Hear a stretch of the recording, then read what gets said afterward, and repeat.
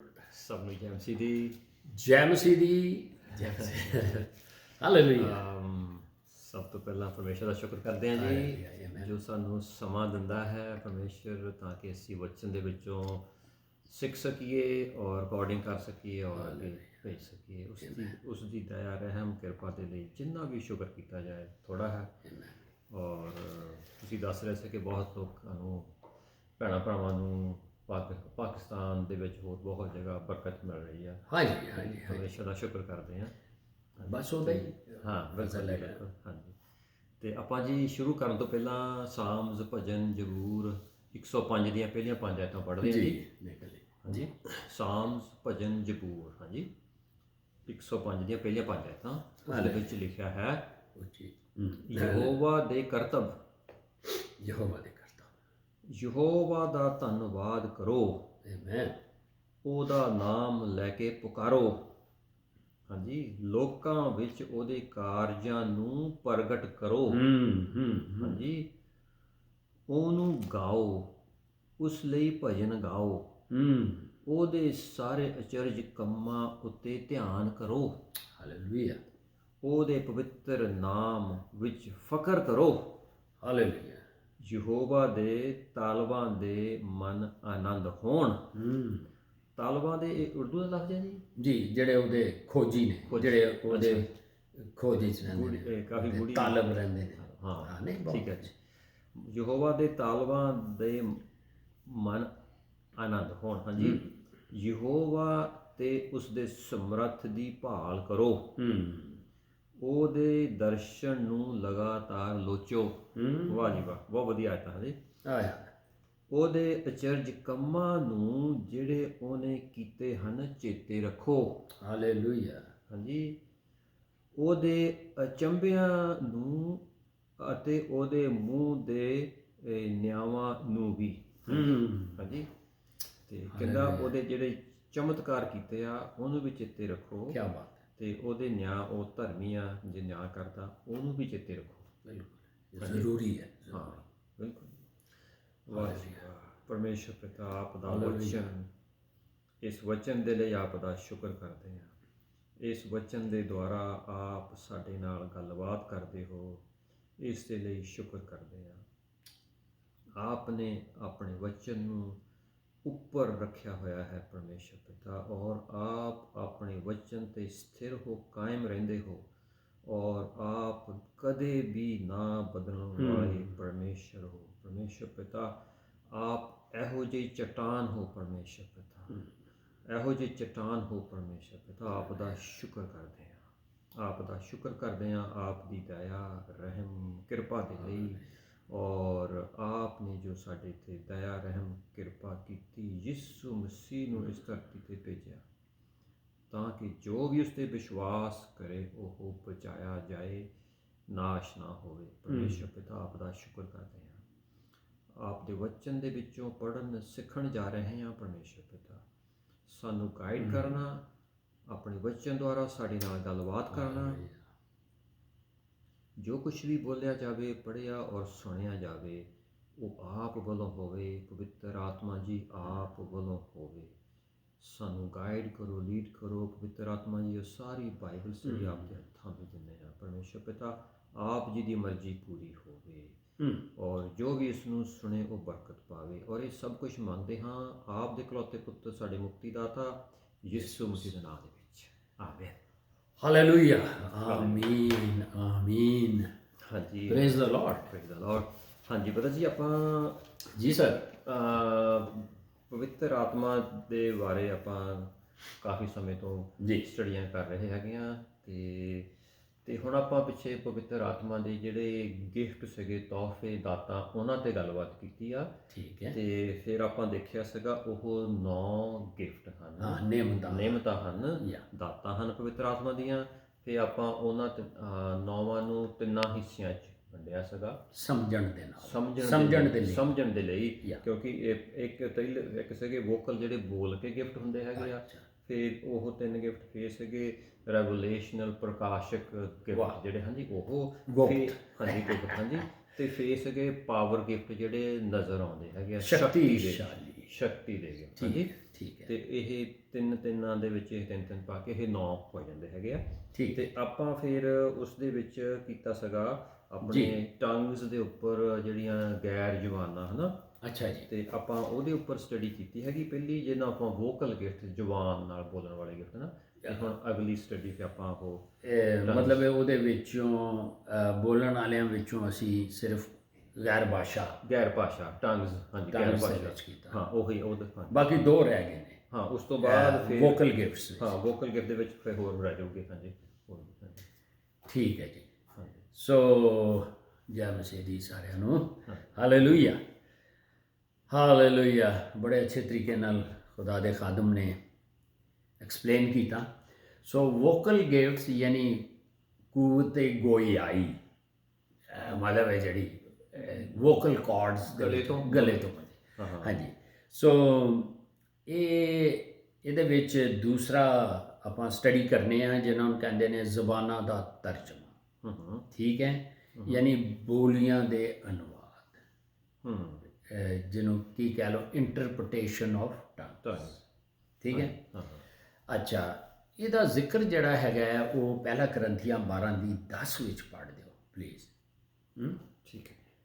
ਯਾਨੀ ਉਹ ਉੱਥੇ ਦੱਸ ਰਿਹਾ ਕਿ ਇਹੋ ਜਿਹੀ ਜ਼ੁਬਾਨ ਜਿਹੜੀ ਕਿ ਸਿੱਖੀ ਨਹੀਂ ਜਾਂਦੀ, ਉਹਦਾ ਮਤਲਬ ਹੈ ਕਿ ਉਹਦੀ ਟਰਾਂਸਲੇਸ਼ਨ ਕਰਨੀ। ਜੀ ਉਹ ਪੜ੍ਹ ਦਿਓ ਪਲੀਜ਼। ਹਾਂਜੀ, ਪਹਿਲਾ ਕਰੰਥੀਆਂ 12:10 ਦੇ ਵਿੱਚ ਇਸ ਤਰ੍ਹਾਂ ਲਿਖਿਆ ਹੈ ਜੀ, ਅਤੇ ਹੋਰ ਕਿਸੇ ਨੂੰ ਕਰਾਮਾਤਾਂ ਵਿਖਾਉਣ ਦੀ ਸਮਰੱਥਾ, ਅਤੇ ਹੋਰ ਕਿਸੇ ਨੂੰ ਅਗੰਮ ਵਾਕ, ਅਤੇ ਹੋਰ ਕਿਸੇ ਨੂੰ ਆਤਮਾ ਦੇ ਪਛਾਣ, ਅਤੇ ਹੋਰ ਨੂੰ ਅਨੇਕ ਪ੍ਰਕਾਰ ਦੀਆਂ ਭਾਸ਼ਾਵਾਂ, ਅਤੇ ਹੋਰ ਕਿਸੇ ਨੂੰ ਭਾਸ਼ਾਵਾਂ ਦਾ ਅਰਥ। ਇਹ ਭਾਸ਼ਾਵਾਂ ਦਾ ਅਰਥ ਉੱਤੇ ਦੇਖਾਂਗੇ। ਹਾਂ ਠੀਕ ਹੈ। ਹਾਂਜੀ, ਜਾਂ ਬੋਲੀਆਂ ਦੇ ਅਨੁਵਾਦ ਜਾਂ ਭਾਸ਼ਾਵਾਂ ਦੇ ਅਰਥ। ਹਾਂ ਇਹ ਦੱਸਿਆ ਵੀ ਕਿਸੇ ਨੂੰ ਕੋਈ ਗਿਫਟ ਮਿਲ ਜਾਂਦਾ, ਕਿਸੇ ਨੂੰ ਕੋਈ ਗਿਫਟ ਮਿਲ ਜਾਂਦਾ। ਐਗਜ਼ੈਕਟਲੀ। ਹਾਂਜੀ। ਸੋ ਇਹਦਾ ਮਤਲਬ ਇਹ ਵੀ ਕਿ ਇੱਕ ਇਹੋ ਜਿਹੀ ਲੈਂਗੁਏਜ ਜ਼ੁਬਾਨ ਜਿਹੜੀ ਬੰਦੇ ਨੇ ਸਿੱਖੀ ਨਹੀਂ, ਉਹਦਾ ਟਰਾਂਸਲੇਸ਼ਨ ਕਰਨੀ। ਠੀਕ ਹੈ। ਔਰ ਇਹਦੇ ਲਈ ਇਹ ਹੈ ਕਿ ਟਰਾਂਸਲੇਸ਼ਨ ਜਾਂ ਉਹਦਾ ਮਤਲਬ ਜਾਂ ਟਰਾਂਸਲੇਸ਼ਨ ਉਹ ਹੀ ਕਰ ਸਕਦਾ ਹੈਗਾ ਜਿਹੜਾ ਖੁਦ ਬੋਲੀਆਂ ਬੋਲਦਾ ਹੋਵੇ। ਠੀਕ ਹੈ। ਹਾਂਜੀ ਹਾਂ। ਸੋ ਔਰ ਪਹਿਲਾ ਕਰੰਥੀਆਂ 14:13 ਆਇਤ ਵੀ ਪੜ੍ਹ ਦਿਓ, ਜਿਹਦੇ ਵਿੱਚ ਹੈ ਕਿ ਜਿਹੜਾ ਗੈਰ ਭਾਸ਼ਾ 'ਚ ਦੁਆ ਕਰਦਾ ਹੈ, ਜੇ ਦੁਆ ਕਰ ਰਿਹਾ ਬੋਲ ਰਿਹਾ ਤੇ ਉਹ ਦੁਆ ਕਰੇ ਤਾਂ ਉਹਨੂੰ ਟਰਾਂਸਲੇਸ਼ਨ ਵੀ ਮਿਲ ਜਾਂਦੀ ਹੈ। ਠੀਕ ਹੈ। ਸੋ ਜੀ ਪਹਿਲਾ ਕਰੰਥੀਆਂ 14:13। ਹਾਂ, ਇਹਦਾ ਮਤਲਬ ਇਸ ਲਈ ਹੈ ਕਿ ਜਿਹੜਾ ਗੈਰ ਭਾਸ਼ਾ ਦੀ ਟਰਾਂਸਲੇਸ਼ਨ ਇਸ ਲਈ ਵੀ ਜ਼ਰੂਰੀ ਹੈ ਕਿ ਜਿਹੜਾ ਪੈਗਾਮ ਖੁਦਾ ਆਪਣੇ ਕਿਸੇ ਬੰਦਿਆਂ ਦੇ ਥਰੂ ਦੇ ਰਿਹਾ ਹੈ, ਉਹ ਲੋਕਾਂ ਤੱਕ ਉਹਦੇ ਮਾਇਨੀ ਜਾਂ ਉਹਦੇ ਮੀਨਿੰਗਸ ਤੇ ਸਮਝ ਆ ਜਾਣ ਨਾ, ਤਾਂ ਹੀ ਇਹਦਾ ਫਾਇਦਾ ਹੈਗਾ ਨਾ। ਠੀਕ ਹੈ। ਹਾਂਜੀ, ਇਹ ਅਰਥ ਹੈ, ਮਤਲਬ ਹੈ ਕਿ ਬੋਲੀਆਂ ਦੇ ਅਨੁਵਾਦ ਦਾ ਮਤਲਬ ਇਹ ਹੈ। 14:13 ਪੜ੍ਹਦੀ। ਹਾਂਜੀ, ਪਹਿਲਾ ਕਰੰਥੀਆਂ ਜੀ 14:13 ਦੇ ਵਿੱਚ ਇਸ ਤਰ੍ਹਾਂ ਲਿਖਿਆ ਹੈ। ਜੀ ਜੀ ਜੀ ਜੀ। ਇਹ ਤਾਂ ਉਰਦੂ ਵਿੱਚ ਵੀ ਇਹੀ ਕਰੰਥੀਆਂ ਕਹਿੰਦੇ ਨੇ। ਕਰੰਥੀ। ਹਾਂਜੀ, ਮੈਂ ਕਿਹਾ ਥੋੜਾ ਜਿਹਾ ਤਾਂ ਕਿ ਜਿਹੜੇ ਉਰਦੂ ਸੁਣਨ ਵਾਲੇ ਉਹਨਾਂ ਨੂੰ ਜੀ ਜੀ ਬਿਲਕੁਲ ਬਿਲਕੁਲ, ਥੈਂਕ ਯੂ। ਤੇ ਹਾਂਜੀ ਲਿਖਿਆ ਹੈ, ਇਸ ਕਰਕੇ ਜਿਹੜਾ ਪਰਾਈ ਭਾਸ਼ਾ ਬੋਲਦਾ ਹੈ ਉਹ ਪ੍ਰਾਰਥਨਾ ਕਰੇ ਕਿ ਉਹ ਅਰਥ ਵੀ ਕਰ ਸਕੇ। ਹਾਲੇਲੂਇਆ। ਸੋ ਇੱਥੇ ਇੱਕ ਮੇਰਾ ਇਹ ਸਵਾਲ ਸੀਗਾ ਵੀ ਇਹ ਆਪਾਂ ਕਲੀਅਰ ਕਰ ਲਈਏ। ਤੁਸੀਂ ਕਿਹਾ ਸੀਗਾ ਜਿਹੜਾ ਪਰਾਈ ਭਾਸ਼ਾ ਬੋਲਦਾ ਉਹਨੂੰ ਵੀ ਟ੍ਰਾਂਸਲੇਸ਼ਨ ਮਿਲਦਾ ਹੈ ਨਾ। ਹਾਂਜੀ, ਤੇ ਇਹ ਇੱਥੇ ਆ ਗਿਆ। ਇੱਥੇ ਆ ਗਿਆ। ਅੱਛਾ, ਹੁਣ ਇਹ ਜਿਸ ਤਰੀਕੇ ਨਾਲ ਪਹਿਲਾ ਕਰੰਥੀਆਂ 14 ਦੀ ਪਹਿਲੀ 'ਚ ਹੈ ਨਾ ਕਿ ਅਸੀਂ ਖਾਹਿਸ਼ ਰੱਖਣੀ ਹੈ, ਡਿਜ਼ਾਇਰ ਰੱਖਣੀ ਹੈ, ਲੇਕਿਨ ਮੌਜੂਦਾ ਚਰਚਿਜ਼ ਵਿੱਚ ਅਸੀਂ ਇੱਕ ਗੱਲ ਦੇਖ ਰਹੇ ਹਾਂ ਕਿ ਗੈਰ ਜ਼ੁਬਾਨ ਜਾਂ ਅਦਰ ਟੰਗਸ ਜਾਂ ਅਨਨੋਨ ਟੰਗਸ ਜਾਂ ਜਿਸ ਤਰ੍ਹਾਂ ਕਿਸਮਾਂ ਅਸੀਂ ਦੇਖੀਆਂ ਨੇ, ਉਹ ਸਾਰੇ ਇਹ ਮੰਗਦੇ ਨੇ ਸਾਨੂੰ ਗੈਰ ਜ਼ੁਬਾਨ ਦਾ ਮਿਲੇ। ਲੇਕਿਨ ਕੋਸ਼ਿਸ਼ ਇਹ ਕਰਨੀ ਚਾਹੀਦੀ ਹੈ, ਇਹ ਵੀ ਮੰਗਣਾ ਚਾਹੀਦਾ ਹਰ ਵਿਸ਼ਵਾਸੀ ਨੂੰ ਕਿ ਉਹ ਇਹ ਜਿਹੜੀ ਬੋਲੀਆਂ ਦੇ ਅਨੁਵਾਦ ਦਾ ਵੀ ਜਾਂ ਇਹਦੇ ਤਰਜਮੇ ਦਾ ਵੀ ਮਿਲੇ। ਠੀਕ ਹੈ, ਇਹ ਵੀ ਸਾਡੇ ਅੰਦਰ ਖਾਹਿਸ਼ ਹੋਣੀ ਚਾਹੀਦੀ ਹੈ। ਹੁਣ ਇਹਦੇ ਦੋ ਗੱਲਾਂ ਅਸੀਂ ਦੇਖ ਰਹੇ ਹਾਂ, ਉਹ ਇਹ ਵੇ ਕਿ ਜਿਹੜੀ ਗੈਰ ਜ਼ੁਬਾਨਾਂ ਬੋਲ ਸਕਦੇ ਨੇ ਉਹ ਹੀ ਇਹਦੀ ਟਰਾਂਸਲੇਸ਼ਨ ਜਿਹੜੀ ਹੈ ਉਹ ਰਿਸੀਵ ਕਰ ਸਕਦੇ ਨੇ ਜਾਂ ਉਹਨਾਂ ਨੂੰ ਸਮਝ ਆਉਂਦੀ ਹੈ। ਦੂਸਰੀ ਗੱਲ ਕਿ ਦੁਆ ਕਰਨ ਦੀ ਲੋੜ ਹੈਗੀ ਹੈ ਕਿ ਖੁਦਾਵੰਦ ਇਹ ਗਿਫਟ ਸਾਨੂੰ ਦੇ। ਠੀਕ ਹੈ, ਸੋ ਵੈਸੇ ਤੇ ਸਾਰੇ ਗਿਫਟ ਜਿਹੜੇ ਨੇ ਨਾ ਉਹ ਤੇ ਪ੍ਰਾਰਥਨਾ ਨਾਲ ਹੀ ਮਿਲਦੇ ਨੇ। ਠੀਕ ਹੈ, ਲੇਕਿਨ ਪਹਿਲਾ ਕਰੰਥੀਆਂ 14:1 ਜਿੰਜ ਅਸੀਂ ਜ਼ਿਕਰ ਕੀਤਾ ਹੈ ਨਾ ਕਿ ਅਗਰ ਖਾਹਿਸ਼ ਕਰਾਂਗੇ ਤੇ ਮਿਲੇਗੀ ਨਾ। ਹਾਂਜੀ, ਠੀਕ ਹੈ, ਪੜ੍ਹ ਲਈਏ ਜੀ। ਜੀ ਹਾਂਜੀ ਪਲੀਜ਼। ਪਹਿਲਾ ਕਰੰਥੀਆਂ 14:1 ਵਿੱਚ ਇਸ ਤਰ੍ਹਾਂ ਲਿਖਿਆ ਹੈ ਜੀ, ਪ੍ਰੇਮ ਦੇ ਮਗਰ ਲੱਗੋ ਤਾਂ ਵੀ ਆਤਮਿਕ ਦਾਤਾਂ ਨੂੰ ਲੋਚੋ, ਪਰ ਵੱਧ ਕੇ ਇਹ ਜੋ ਤੁਸੀਂ ਅਗੰਮ ਵਾਕ ਕਰੋ। ਹਾਂਜੀ ਹਾਂਜੀ, ਤੇ ਇੱਕ ਥੋੜਾ ਜਿਹਾ ਮੈਂ ਸੌਰੀ ਜੀ ਬਿਲਕੁਲ। ਤੇ ਤੁਸੀਂ ਕਿਹਾ ਕੋਈ ਜਿਹਦੇ ਕੋ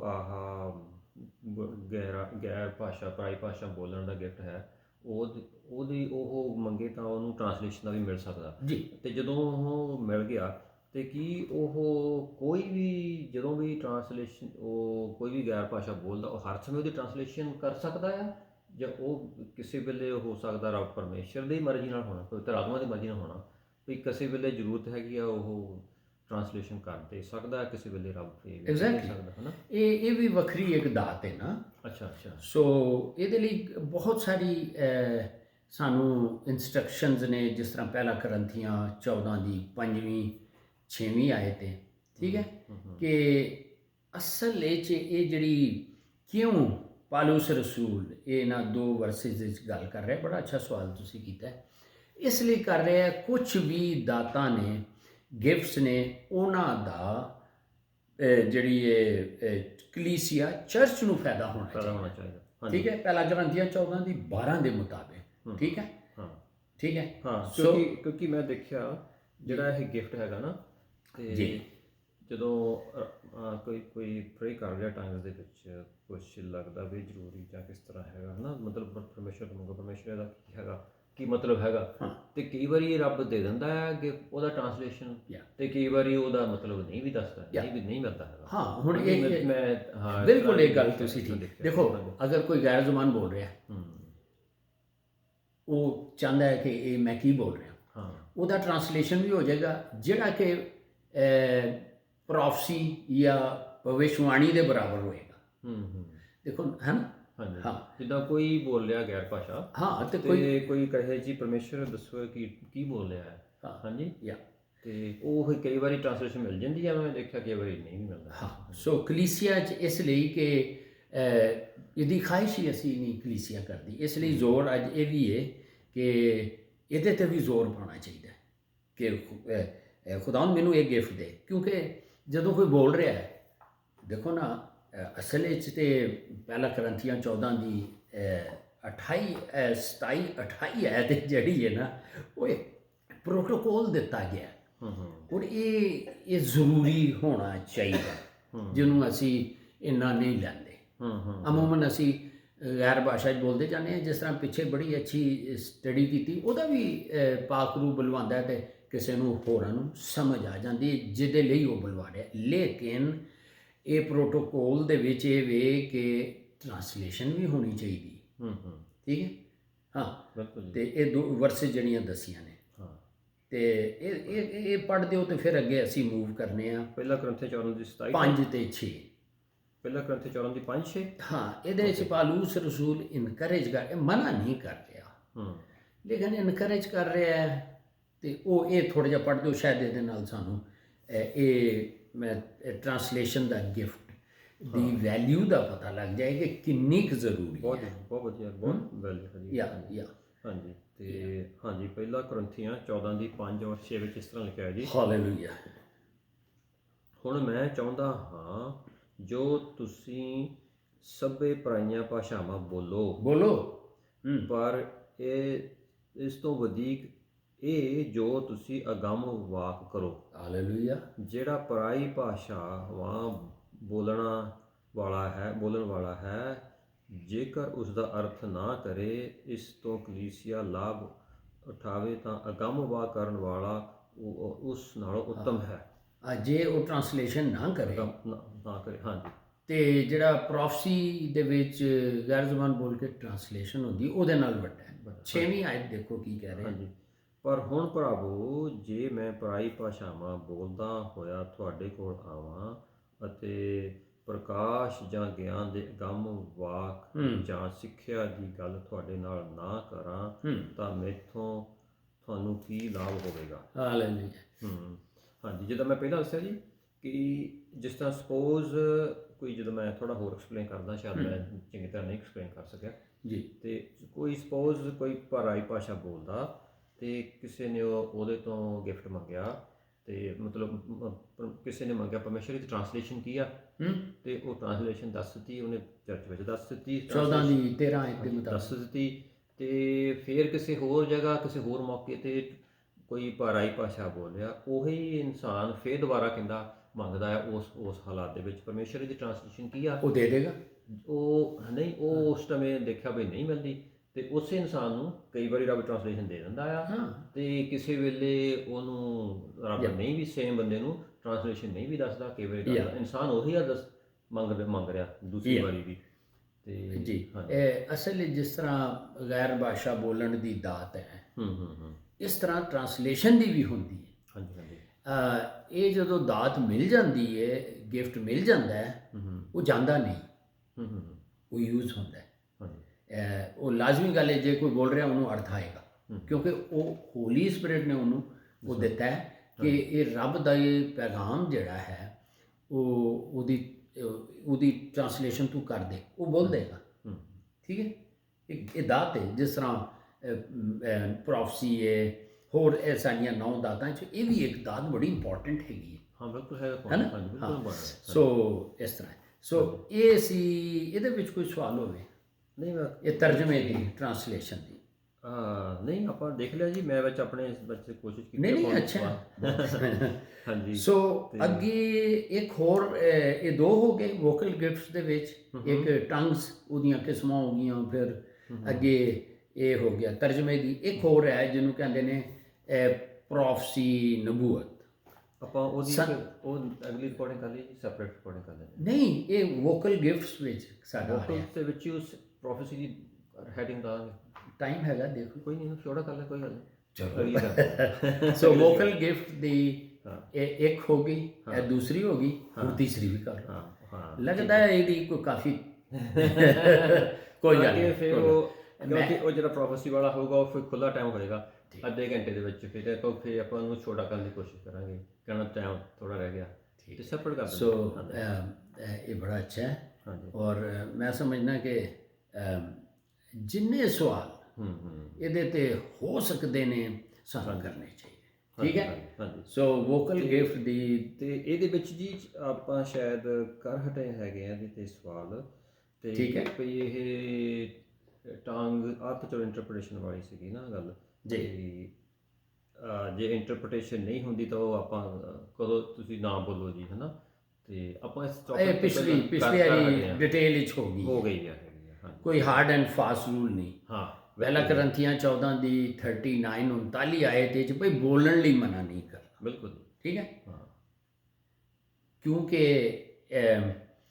ਦੇਖੋ, ਪਵਿੱਤਰ ਆਤਮਾ ਜੇ ਬੁਲਵਾ ਰਿਹਾ ਹੈ, ਅੰਦਰੋਂ ਇੱਕ ਆ ਰਹੀ ਹੈ ਤੁਹਾਨੂੰ, ਇੱਕ ਕੀ ਬੂਜ਼ਮ ਵਿੱਚੋਂ ਇੱਕ, ਤੇ ਉਹ ਬੋਲੋਗੇ ਤਾਂ ਉਹਦਾ ਕੋਈ ਫਾਇਦਾ ਹੋਏਗਾ ਹੈ। ਲੇਕਿਨ ਇਹਨੂੰ ਆਦਤ ਨਹੀਂ ਬਣਾਉਣੀ ਕਿ ਹੁਣ ਮੈਂ ਬੋਲਾਂਗਾ ਤੇ ਨਹੀਂ।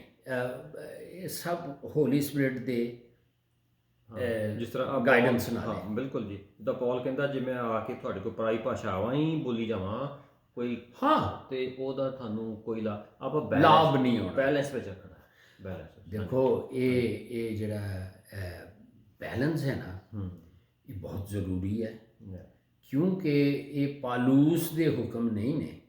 ਅਗਰ 32 33 ਵਰਸ ਪੜ੍ਹੋ ਤੇ ਉਹਦੇ ਵਿੱਚ ਸਾਰਾ ਕੁਝ ਇਨਸਾਨ ਦੇ ਆਪਣੇ ਕੰਟਰੋਲ ਵਿੱਚ ਵੀ ਹੈ। ਠੀਕ ਹੈ। ਕਿੱਥੇ ਗੈਰ ਭਾਸ਼ਾ ਬੋਲਣੀ ਹੈ, ਕਿਧਰੇ ਨਹੀਂ ਬੋਲਣੀ। ਬਿਲਕੁਲ ਠੀਕ ਹੈ। ਬਿਲਕੁਲ ਹੁਣ ਮਿਸਾਲ ਦੇ ਤੌਰ ਤੇ ਕਿ ਕਿੱਥੇ ਨਹੀਂ ਬੋਲਣੀ ਚਾਹੀਦੀ। ਹੁਣ ਤੁਸੀਂ ਕੋਈ ਖਾਣੇ ਲਈ ਤੁਹਾਨੂੰ ਕਿਸੇ ਬੁਲਾਇਆ ਤੇ ਬਰਕਤ ਚਾਹ ਰਹੇ ਹੋ ਤੇ ਉੱਥੇ ਤੇ ਨਹੀਂ ਬੋਲਣੀ ਚਾਹੀਦੀ। ਜਾਂ ਕੋਈ ਟੀਚਿੰਗ ਦਾ ਪੀਰੀਅਡ ਆ ਗਿਆ ਤੇ ਉਹਦੇ ਵਿੱਚ ਹੀ ਅਸੀਂ ਬੋਲਦੇ ਜੇ, ਉੱਥੇ ਨਹੀਂ ਬੋਲਣੀ ਚਾਹੀਦੀ, ਹੈ ਨਾ। ਹਾਂ ਬਿਲਕੁਲ ਨਹੀਂ, ਮੇਰਾ ਮਤਲਬ ਹੈ ਇਹ ਚੂੰਕਿ ਖੁਦਾ ਦਾ ਕਲਾਮ ਸਾਨੂੰ ਹੋਸ਼ ਸਿਖਾਉਂਦਾ ਹੈ ਕਿੱਥੇ ਅਸੀਂ ਕੀ ਕਰਨਾ ਹੈ, ਕਿਉਂਕਿ ਉਹ 32-33 ਆਇਤ 'ਚ ਕਿ ਇਹ ਜਿਹੜੇ ਵਿਸ਼ਵਾਸੀ ਨੇ ਉਹਨਾਂ ਦੀਆਂ ਰੂਹਾਂ ਉਹਨਾਂ ਦੇ ਤਾਬੇ ਨੇ। ਹਾਂ, ਮੈਨੂੰ ਗੱਲ ਯਾਦ ਆ ਗਈ, ਆਪਾਂ ਜਦੋਂ ਪਹਿਲਾਂ ਆਡੀਓ ਰਿਕਾਰਡਿੰਗ ਕਰਦੇ ਹੁੰਦੇ ਸੀਗੇ ਨਾ, ਵੀਡੀਓ ਨਹੀਂ ਸੀ ਕਰਦੇ ਹੁੰਦੇ। ਕਿਹੜੇ ਸਟੂਡੀਓ 'ਚ? ਉਹ ਉਧਰ ਦੂਸਰੇ ਕਾਫੀ ਚਿਰਾਂ ਦੀ ਗੱਲ ਆ। ਭੈਣ ਸਾਡੀ ਬੈਠੇ ਨੇ ਤੇ ਸਟੂਡੀਓ ਨੰਬਰ 1 ਨੇ। ਹਾਂ, ਉੱਥੇ ਇੱਕ ਭੈਣ ਨੇ ਸਵਾਲ ਪਾਇਆ ਸੀਗਾ ਵੀ ਉਹ ਕਹਿੰਦੇ ਜੀ ਉਹ ਮੇਰੇ ਬ੍ਰਦਰ ਹੈਗੇ ਆ, ਉਹ ਪਾਦਰੀ ਦੇ ਨਾਲ ਬੈਂਕ ਵਿੱਚ ਗਏ, ਉਹ ਲਾਈਨ 'ਚ ਲੱਗੇ, ਉਹ ਕੈਸ਼ੀਅਰ ਦੇ ਕੋਲ ਉੱਥੇ ਉਹਦੇ ਕੋਲ ਗੈਰ ਜ਼ਬਾਨਾਂ ਬੋਲਣ ਲੱਗ ਪਏ। ਤੇ ਹਾਂ ਦੇਖੋ ਨਾ, ਇਹ ਖੁਦਾ ਨੇ ਅਕਲ ਤੇ ਉਹ ਕਹਿੰਦੇ ਅਕਸਰ ਉਹ ਇਸ ਤਰ੍ਹਾਂ ਕਰਦੇ ਆ। ਹਾਂਜੀ ਤੇ ਹਾਂਜੀ ਹਾਂ, ਤੇ ਮੇਰਾ ਮਤਲਬ ਕਹਿੰਦਾ ਹੈ ਕਿ ਬਸ ਹੋ ਸਕਦਾ ਉਹ ਰੱਬ ਉਹਦੇ ਤੇ ਕੋਈ ਪ੍ਰੋਫੈਸੀ ਕੁਝ ਵੀ ਕਰ ਰਿਹਾ ਜਾਂ ਕੀ ਹੋ ਰਿਹਾ ਤੇ ਪਤਾ ਨਹੀਂ। ਹਾਂ ਚਲੋ ਆਪਾਂ ਇਹ ਤਾਂ ਗੱਲ ਕੀਤੀ ਸੀਗੀ ਅੱਗੇ। ਹਾਂਜੀ, ਇੱਕ ਗੱਲ ਹੈ ਕਿ ਬਹੁਤ ਕੁਝ ਕਿਹਾ ਜਾ ਸਕਦਾ ਹੈ, ਅਸੀਂ ਕਿਸੇ ਨੂੰ ਕੰਡੈਮ ਨਹੀਂ ਕਰਦੇ, ਲੇਕਿਨ ਇਹ ਜਿਹੜਾ ਪਹਿਲਾ ਕਰੰਥੀਆਂ 14 ਬਾਬ ਹੈ, ਇਹ ਕਰੰਥਸ ਦੇ ਕਲੀਸਿਆ ਤੇ ਗਿਫਟ ਆਪਰੇਟ ਹੋ ਰਹੇ ਸਨ, ਸ਼ਾਇਦ ਮਾਫ ਕਰਨਾ, ਸ਼ਾਇਦ ਇਹ ਹੀ ਕੁਝ ਕਰ ਰਹੇ ਹੋਣਗੇ, ਲੇਕਿਨ ਪੌਲੁਸ ਨੇ ਪਵਿੱਤਰ ਆਤਮਾ ਦੀ ਗਾਈਡੈਂਸ ਅਗਵਾਈ 'ਚ ਉਹਨਾਂ ਨੂੰ ਦੱਸਿਆ ਯਾਰ ਗਿਫਟਸ ਤੇ ਠੀਕ ਨੇ, ਇਹਨਾਂ ਦੀ ਹੈਂਡਲਿੰਗ ਕਿੰਜ ਕਰਨੀ ਹੈ। ਮਤਲਬ ਇਹ ਵੇ, ਸੋ ਖੁਦਾ ਦਾ ਕਲਾਮ ਸਾਨੂੰ ਵਿਜ਼ਡਮ ਦਿੰਦਾ ਹੈ ਨਾ, ਉਹਦੇ ਉੱਤੇ ਫਿਰ ਜੋਸ਼ ਆਏ ਤਾਂ ਬੜਾ ਅੱਛਾ ਲੱਗਦਾ ਹੈ। ਅਕਸਰ ਇਹ ਹੋਣਾ ਚਾਹੀਦਾ ਹੈ। ਸੋ ਬਹੁਤ ਹੀ ਅੱਛਾ ਹੈ, ਲੇਕਿਨ ਫਿਰ ਵੀ ਸਾਨੂੰ ਇਜਾਜ਼ਤ ਹੀ ਨਹੀਂ ਕਿਸੇ ਨੂੰ ਕੁਝ ਕਹਿਣ ਦੀ। ਬਿਲਕੁਲ ਦੁਆਈ ਕਰਨੀ ਚਾਹੀਦੀ ਹੈ, ਹੈ ਨਾ। ਹਾਂ, ਆਪਾਂ ਇੱਥੇ ਫਿਨਿਸ਼ ਕਰਦੇ ਹਾਂ। ਹਾਂਜੀ, ਪਰਮੇਸ਼ਰ ਪਿਤਾ ਆਪ ਦਾ ਸ਼ੁਕਰ ਕਰਦੇ ਹਾਂ ਜੋ ਕੁਝ ਵੀ ਵਚਨ ਵਿੱਚੋਂ ਪੜ੍ਹਿਆ ਸੁਣਿਆ ਸਿੱਖਿਆ ਗਿਆ, ਜੋ ਸਾਡੇ ਨਾਲ ਗੱਲਬਾਤ ਕੀਤੀ, ਪਰਮੇਸ਼ਰ ਪਿਤਾ ਉਹ ਸਭ ਸਾਡੇ ਅੰਦਰ ਵਸ ਜਾਏ ਔਰ ਬਹੁਤ ਸਾਰਾ ਫਲ ਲੈ ਕੇ ਆਏ ਔਰ ਅਸੀਂ ਇਸ 'ਤੇ ਚੱਲ ਸਕੀਏ, ਸਮਝ ਸਕੀਏ ਪਰਮੇਸ਼ਰ ਪਿਤਾ, ਤਾਂ ਕਿ ਸ਼ੈਤਾਨ ਇਸ ਦੇ ਵਿੱਚ ਕੋਈ ਵੀ ਕਨਫਿਊਜ਼ਨ, ਕੋਈ ਵੀ ਹੇਰਾਫੇਰੀ ਨਾ ਕਰ ਸਕੇ ਪਰਮੇਸ਼ਰ ਪਿਤਾ, ਔਰ ਆਪ ਜੀ ਦੀ ਮਰਜ਼ੀ ਪੂਰੀ ਹੋਵੇ। ਇੱਕ ਇੱਕ ਗਿਫਟ, ਇੱਕ ਇੱਕ ਦਾਤ ਆਪਨੇ ਜਿਸ ਮਕਸਦ ਲਈ, ਜਿਸ ਪਰਪਸ ਦੇ ਲਈ ਆਪਨੇ ਦਿੱਤੀ ਹੈ, ਉਹ ਸਿਰਫ ਔਰ ਸਿਰਫ ਉਸੇ ਤਰ੍ਹਾਂ ਹੀ ਇਸਤੇਮਾਲ ਹੋਵੇ ਇੱਕ ਇੱਕ ਮਸੀਹੀ ਭੈਣ ਭਰਾ ਦੇ ਅੰਦਰ ਪਰਮੇਸ਼ਰ ਪਿਤਾ। ਔਰ ਇਹ ਸਾਰੇ ਵਚਨ ਨੂੰ ਯਿਸੂ ਮਸੀਹ ਦੇ ਪਵਿੱਤਰ ਲਹੂ ਵਿੱਚ ਢੱਕਦੇ ਹਾਂ ਔਰ ਇਹ ਸਭ ਕੁਝ ਮੰਗਦੇ ਹਾਂ ਆਪ ਦੇ ਇਕਲੌਤੇ ਪੁੱਤਰ ਸਾਡੇ ਮੁਕਤੀਦਾਤਾ ਯਿਸੂ ਮਸੀਹ ਦੇ ਨਾਮ।